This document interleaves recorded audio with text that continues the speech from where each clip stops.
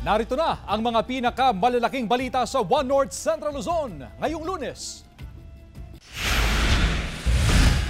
Pagnanakaw ng lalaki sa isang kainan sa Lawag City, sa pool sa CCTV. Milyong-milyong halaga ng hinihinalang shabu na recover sa mga baybayin sa magkakahiwalay na lugar sa Ilocos Norte. Pinakahuling sitwasyon sa unang araw ng pasukan ngayong araw, ating tutukan live.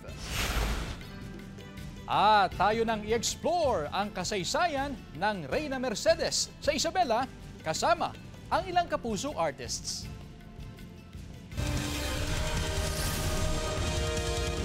Ito ang GMA Regional TV, One North Central Luzon. Magandang hapon, ako si Chris Zuniga. Mga kapuso, pansamantalang pinapayagan sa ilang paaralan ang pagbabantay ng mga magulang sa kanilang mga anak habang nagkaklase. Samantala, nasa 90% ng mga estudyante naman ng Dagupan City National High School ang pumasok na ngayong araw, unang araw ng pasukan. Yan ang balitang tinutukan live ni CJ Turida.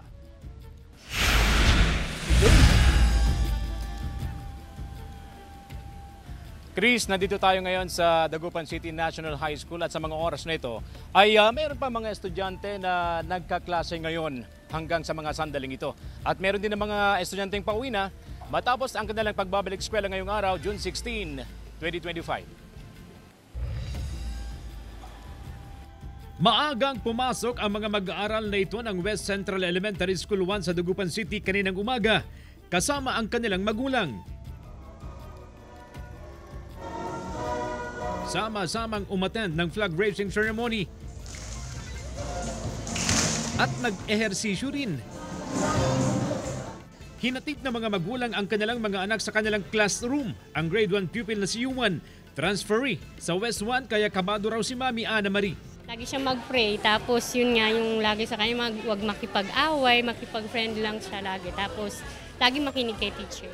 Dahil may separation anxiety pa ang mga bata, binibigyan ng isang linggo ang mga magulang na bantayan pa ang kanilang mga anak. Pero sa susunod na linggo, ipapaubayan na ang responsibilidad sa mga guro. Para at least masana yung mag-aaral, yung kanilang anak na maging independent. Sa Dagupan City National High School, malaking porsyento mula sa mamigit kumulang 7,000 estudyante sa junior at senior high ang pumasok na ngayong araw. 90% siguro. Lahat sila excited eh. Ang aga nila actually, no? Maraming pumasok. Nagkaroon ng orientation per section. Inasikaso rin ang seating arrangement ng mga estudyante sa section na ito ng grade 8. Kung paano po sila magturo sa aming mga estudyante po. Tapos paano po nila kami disiplinahin. Samantala, mahigpit ang pagbabantay ng pulisya sa anumang banta ng kriminalidad sa paligid ng lahat ng paaralan sa Central Luzon ngayong nagsimula na ang pasukan. Mahigit 225 police assistance desk ang itinayo sa iba't ibang bahagi ng rehiyon, katuwang ang mga opisyal ng paaralan, lokal na pamahalaan at mga force multiplier. Chris, dahil tapos na ang Brigada Eskwela 2025, in full swing na ang klase ng mga estudyante. Sapat naman daw ang bilang ng mga classroom o silid-aralan. Kaya lang, medyo may pagkukulang sa upuan ang pamunuan ng Dagupan City National High School. Kaya sila nagpapatupad ng class shifting. Ang pinakamaagang klase, Chris, ay nagsisimula ng 6 a.m. hanggang 12:20 ng tanghali at ang afternoon shift ay nagsisimula naman ng 1:15 ng hapon hanggang 6:50 mamayang gabi. Maayos naman daw ang pagbabalik eskwela ng mga estudyante at tiniyak ng pamunuan ng City High na tutugunan nila lahat ang pangangailangan ng paaralan sa tulong ng stakeholders, ng mismong kagawaran ng edukasyon at sa tulong na rin ng lokal na pamahalaan pati na rin ang national government. Yan ang latest mula rito sa Dagupan City National High School. Balik sa iyo, Chris. Maraming salamat, CJ Turida. Blended learning ipinatutupad sa Kalasyaw Comprehensive National High School dahil sa kakulangan ng classrooms. Ang detalye sa report ni Joel Fernandez. Sa unang araw ng pasukan, sabay pumasok sa Calasiao Comprehensive National High School, magkaibigang Lala at Mariniel. Maganda rin po kasi it's like opportunity to meet someone new or some student. Okay lang din po. Masaya kasi naging klase ko siya ulit. Ang grade 12 student naman na si Bea Fernandez, ini-enjoy na raw ang huling taon niya sa senior high school. Siyempre po, ina-expect ko po na ma-explore ko na po talaga yung full potential ko po as a student po and as an student leader din po. Naging masaya at maayos ang naging pagbubukas ng klase sa Calasiao Comprehensive National High School, pero problema umano ang kakulangan ng classrooms, kaya ipinapatupad ang blended learning. Yung aming grade 8, 24 sections pero 20 lang yung available classrooms. Kompleto ang grade 9 pero nakikishare doon yung grade 8. And then yung aming grade 10, 26 sections, meron lang kaming 18 na classrooms. So merong 8 from grade 10 na nakikishare sa grade 9. Bukod sa problema sa kakulangan ng classrooms, hindi rin kaya mag-full face-to-face classes ang CCNHS dahil sa problema sa kuryente. Yung aming kuryente, kulang, nag-overload kami. So hindi pa rin pwede ang full. So yung ginawa namin, nag-request kami sa DepEd, nakaano na to sa region, actually approved na ito, parang implementation na lang. Nasa kabuang 5,256 na ang naitalang enrollees ngayong school year sa CCNHS. Mas mababa raw ito kumpara sa 5,600 students noong nakaraang school year. Patuloy pang nadaragdagan ang bilang dahil may mga humahabol pang mag-enroll ngayong linggo. Kasama si Daryl Peralta, Joel Fernandez, One North, Central Luzon. Samantala, itinalaga ang 31 mga miyembro ng Municipal Traffic Safety Officers o MTSO sa 27 mga eskwelahan sa bayan ng Mangaldan, Pangasinan ngayong araw ng pasukan. Trabaho ng MTSO na alalayan ng mga tatawid ng mga batang papasok sa kanilang mga paaralan. Sisiguraduhin din nilang ligtas ang mga estudyante, mga magulang, maging ang mga guro na papasok sa eskwelahan. Ang MTSO ay mananatiling magbabantay mula umaga hanggang matapos ang pasukan ng mga bata at sisitahin din ang mga may balak na mag-cutting classes. Sa ating mga motorista naman, may big-time oil price hike bukas. Sa anunsyo ng mga oil company, magdaragdag ng 1 peso and 80 centavos sa presyo ng kada litro ng diesel at gasolina.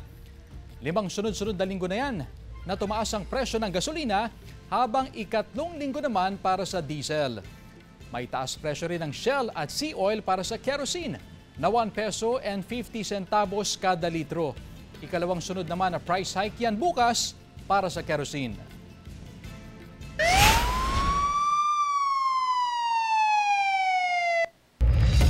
Milyong-milyong pisong halaga ng hinihinalang shabu na-recover sa mga baybayin sa magkakahiwalay na lugar sa Ilocos Norte. Yan at iba pang balita sa pagtutok ni Glam Caligdan Dizon. Isang malaking pakete ng hinihinalang shabu ang natagpuan ng isang mangingisda sa gilid ng dagat sa Paway, Ilocos Norte noong Biyernes. Ayon sa pulisya, 1 kilo ang bigat nito na nagkakahalaga ng 6.8 million pesos. Nakabalot ito ng plastic na may label na durian at may Chinese characters. Kinumpirma naman ng PIDEA na shabu ang mga ito. Nasa kustodiya na ng PIDEA ang isinukong shabu.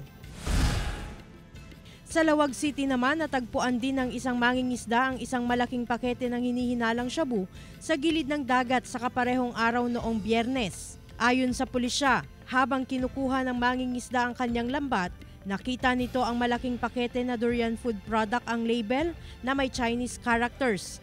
Sa ngayon, inaalam pa ang kabuuang kilo at halaga ng nasabing droga. Akala niya, sir, durian na matigas kasi durian yung nasa harap. Si Kapitan na niya na shabu pala yun, sir. Samantala, nauna nang natagpuan ang 1 kilo ng hinihinalang shabu hapon noong Huwebes sa Barangay Pangil, Curimaw, Ilocos Norte. Ayon sa pulisya, napulot ito sa mababaw na bahagi ng dagat ng isang local tourist. Kapareho sa mga natagpuang kontrabando sa Paway at Lawag City na durian ang label ng pakete at may Chinese characters. Patuloy ang investigasyon ng otoridad at inaalam ang kabuuang halaga ng mga natagpuang iligal na droga. Glam Caligdan Dizon, One North, Central Luzon.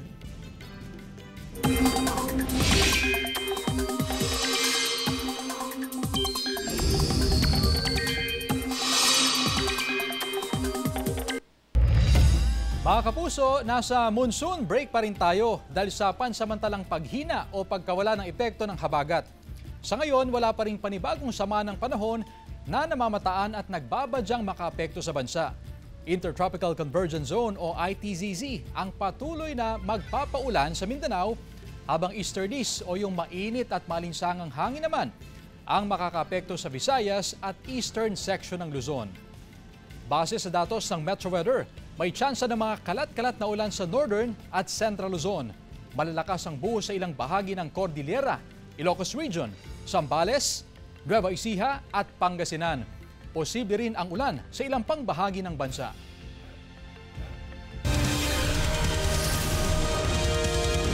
Ito ang GMA Regional TV, 1 North Central Luzon.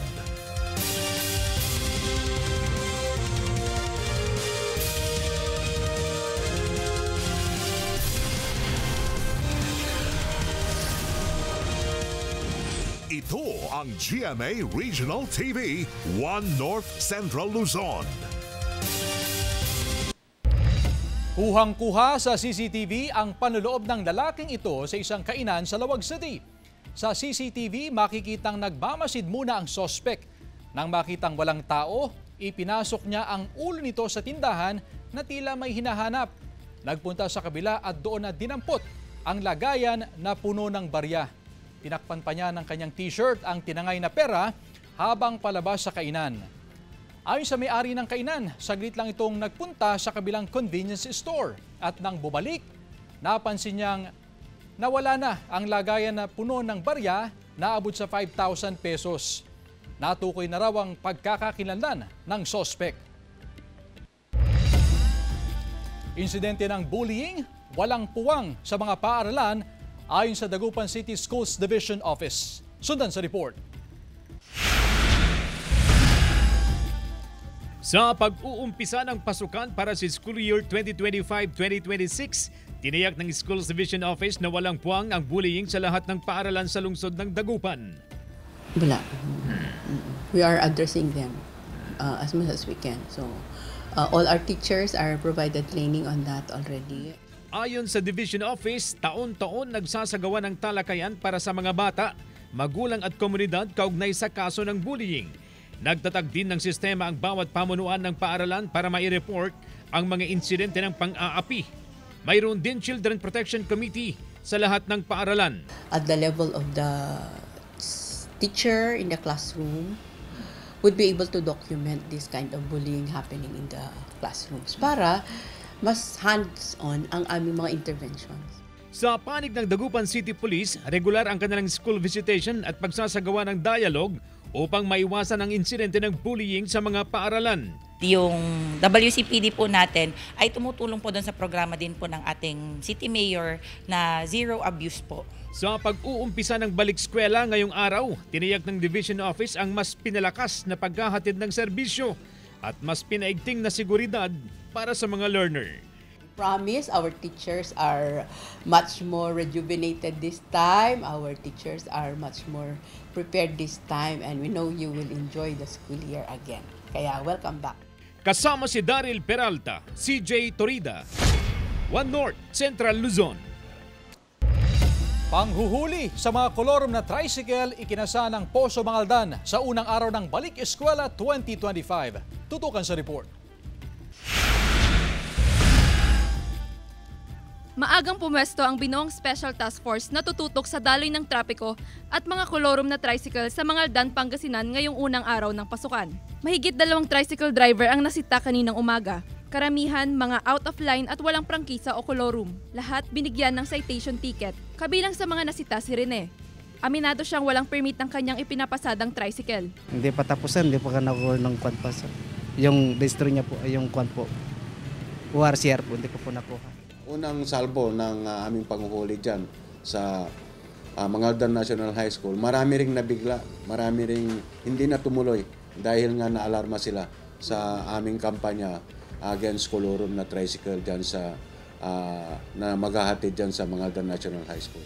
Sa tala ng Business Permits and Licensing Section, 3% mula sa 1,520 na bilang ng pumapasadang tricycle sa bayan ang kolorum. May mga prangkisa namang nakalaan para sa mga kolorum na tricycle. Sinang-ayunan ng mga lehitimong tricycle driver ang panghuhuli sa mga driver na walang permit. Dapat lang na mauli yung mga yun. Kasi nung Marso pa yung deadline ng kuha ng permit, kaya lang hindi pa sila kumukuha. Dapat lang na mahuli sila.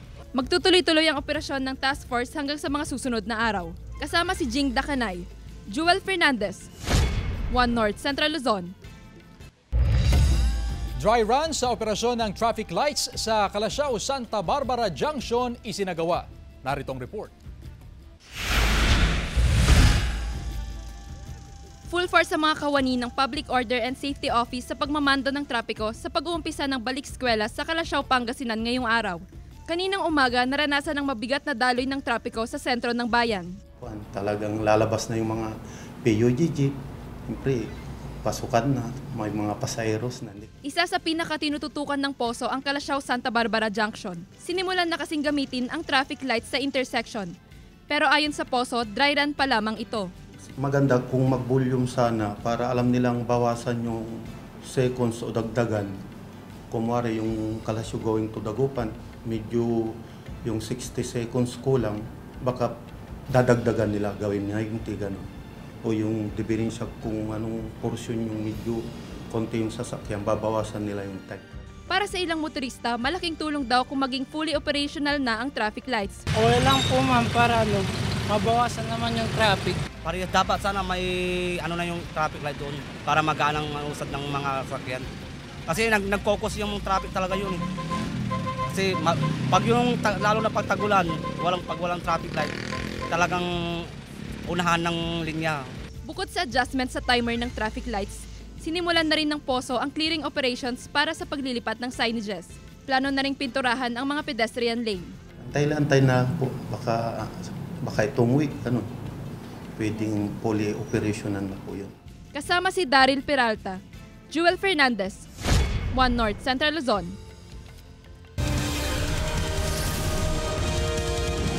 Ito ang GMA Regional TV, One North Central Luzon.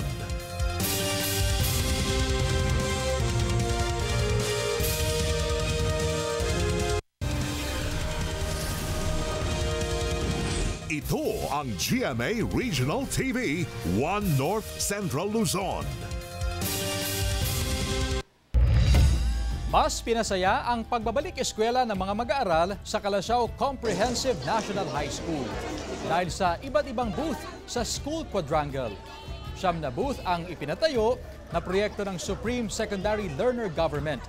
Bukod sa pagkain, in-enjoy ng mga estudyante ang magpakuha ng litrato.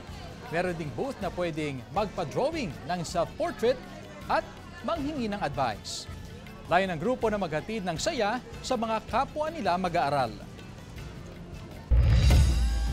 Tuluyan ang tinanggal sa pwesto ang 2 opisyal ng Land Transportation Office Cagayan Valley matapos silang masangkot sa pananakit sa isang dalagang singer, kanyang ina at 2 pang kasamahan sa isang okasyon sa loob ng isang hotel sa Tuguegarao City noong June 12. Ayon kay Transportation Secretary Vince Dizon, nakatakdang sampahan ng kasong physical assault sina LTO Region 2 Assistant Regional Director Manuel Barikawa at Chief Enforcer Charles Ursulum. Sumulat na rin ang kalihim kay Pangulong Ferdinand Marcos Jr. na permanente ng alisin ang 2 sa kanilang posisyon. Matatandaang umani ng matinding batikos ang 2 kawani ng LTO matapos silang mag-viral sa social media dahil sa pananakit sa kalagitnaan ng pagtitipon. Sinisikap ng GMA Regional TV na makuhanan ng pahayag ang 2.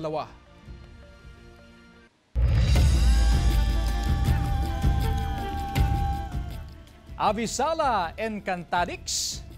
Bago ang much-awaited world premiere ng Encantadia Chronicles Sangre mamaya, bumisita muna sa All Out Sundays ang mga bagong tagapangalaga ng mga brilyante.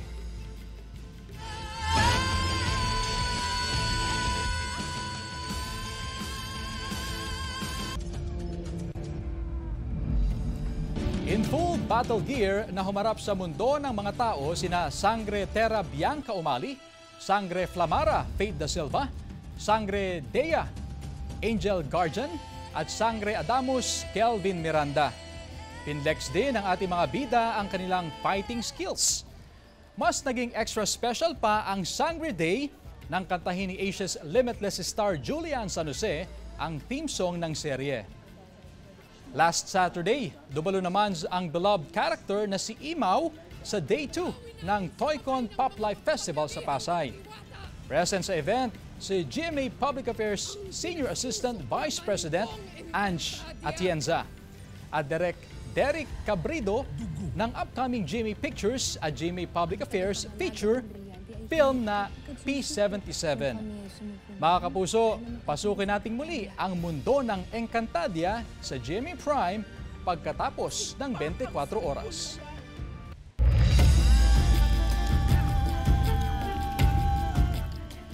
Nasa 4 na Pilipino sa Israel ang sugatan matapos magpakawala ng airstrikes ang Iran.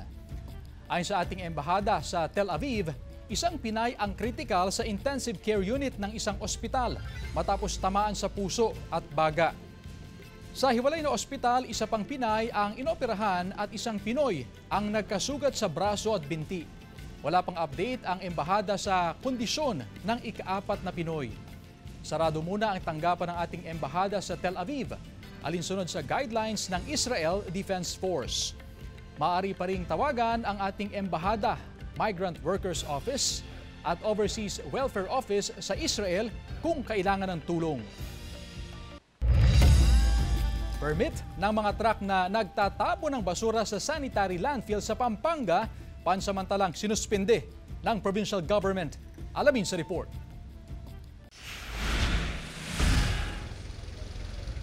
15 araw na sinuspende ng Pampanga Provincial Government ang lahat ng hauling pass ng mga truck mula Bulacan matapos ang inspeksyon sa isang landfill sa bayan ng Porac. Natuklasan dito ang umano'y iligal na pagbibiyahe ng basura mula sa Bulacan patungo sa bayan ng Porac. Sa mismong inspeksyon, tumambad sa otoridad ang 15 truck na may kargang mga basura. Isa sa mga ito may kargang hazardous waste tulad ng dextrose. Wala rin umanong tamang label. Malinaw raw na paglabag ito sa Ecological Solid Waste Management Act at may kinalaman sa Toxic Substances and Hazardous and Nuclear Wastes Control Act. Nagtataka lang ho kami is bakit basura ho yung dala nila na dinadala nila sa Ecoprotect. So may violation pa rin ho dun sa pass na inisyo po ng provincial government.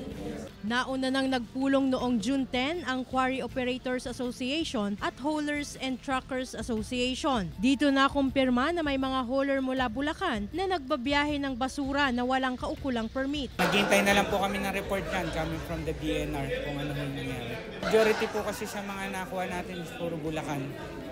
And then yung basura is coming from Bulacan. So I will go to have a meeting with the Bulacan truckers para linawin ho yung sitwasyon. Ang suspensyon ay hakbang para maprotektahan ang kalusugan ng mga residenteng nakatira malapit sa lugar mula sa panganib na dala ng hazardous waste at masangsang na amoy mula sa mga basura. Samantala, inaasahang lalabas ang mga resulta ng investigasyon sa loob ng 15 araw. Glam Calicdan, Dizon, One North Central Luzon.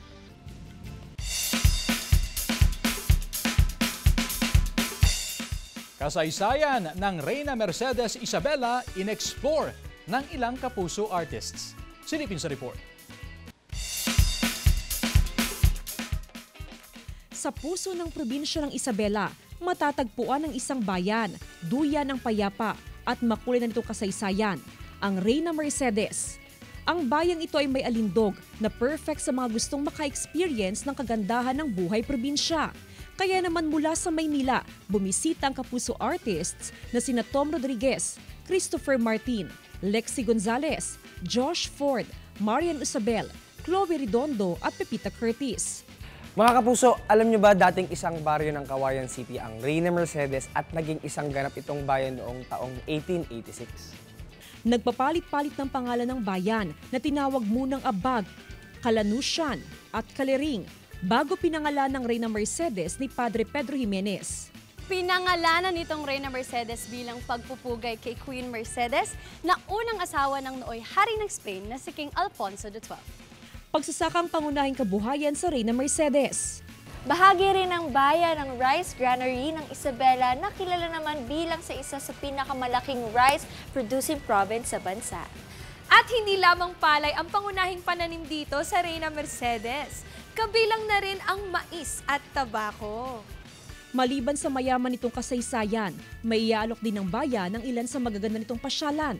Taong 2022 nang buksan sa bayan ang isang hardin na may lawak na 4.8 hectares. Matatagpuan dito ang libo-libo variety ng bougainvillea, kabila na ang century-old bougainvillea na nasa 104 years na ang tanda.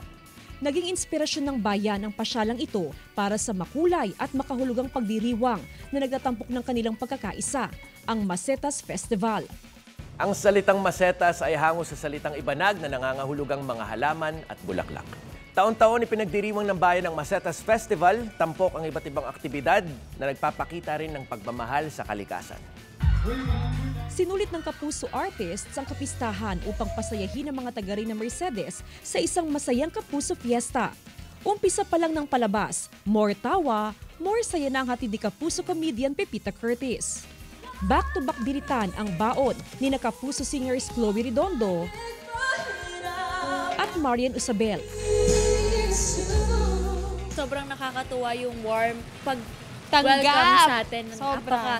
Apaka-init talaga. Tsaka, alam mo yung sumasabay sila sa Oo, event nakikijump natin. talaga sila sa atin. Tsaka ang dami palang mga singer, no? Totoo!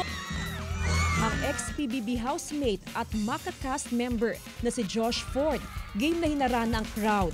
At ibinida pa ang kanyang Tito dance moves na kinaaliwan naman ng fans. Sobra po sila nag-enjoy and I enjoyed too kasi iba yung energy na pinakita nila sa akin. So I was really happy na masarap at warm nila ako ni-welcome. Habang mainit, tinanggap ang cast ng upcoming Kapuso serye na Cruz vs. Cruz na sina Lexi Gonzalez at Christopher Martin na sinalubong ng matamis ng ngiti mula sa crowd. Ang saya kasi alam nila yung mga kanta. At saka sinabayan talaga nila kami, yung energy din nila. At saka ramdam ko na aabangan talaga nila ang Cruz vs. Iba yung init pagdating namin, may umaulan dito sa Manila, di ba? Mas mainit pa yung pagtanggap ng mga kapuso natin, mga kapuso natin sa Reyna Mercedes. Mas lumakas ang hiyawan nang makapiling na ng Kapuso fans ang kanilang idol na si Tom Rodriguez. Gustong magpasalamat sa mga taga Reyna Mercedes at sa buong Isabela dahil winelcome nyo kami dito at ang ganda sobra ng Isabela. Natapos ang palabas na baon ng mga Kapuso ang hindi malilimutang sandali kasama ang kanilang mga idolo. Ang Masetas Festival ay hindi lamang pagpapahalaga sa mga halaman at bulaklak, kundi sumisimbolo rin sa kanilang pag-asa, paglago at pagkakaisa bilang isang bayan. Jasmine Gabriel Galban, One North Central Luzon.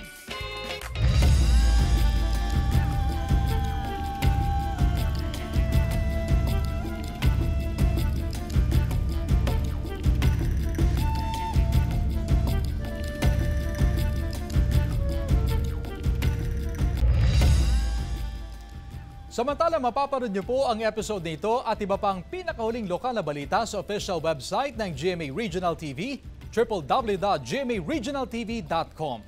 Pwede rin kayong bumisita sa aming official YouTube channel, GMA Regional TV, at i-click ang subscribe button para sa pinaka-mainit na balita mula sa mga rehiyon. Nais din naming pasalamatan ang mga kapuso sa Hilaga at Gitnang Luzon, maging ang mga kapuso natin abroad. Dahil sa GMA Regional TV, local news matters.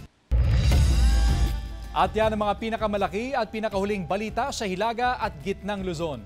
Maraming salamat sa pagsama sa amin pati na ang mga kapuso sa ibang bansa na tumutok sa mga balita sa rehiyon. Ako po si Chris Zuniga. Kami ang GMA Regional TV, One North Central Luzon. Buong puwersa para sa mas malaking misyon at mas malawak na paglilingkod sa bayan.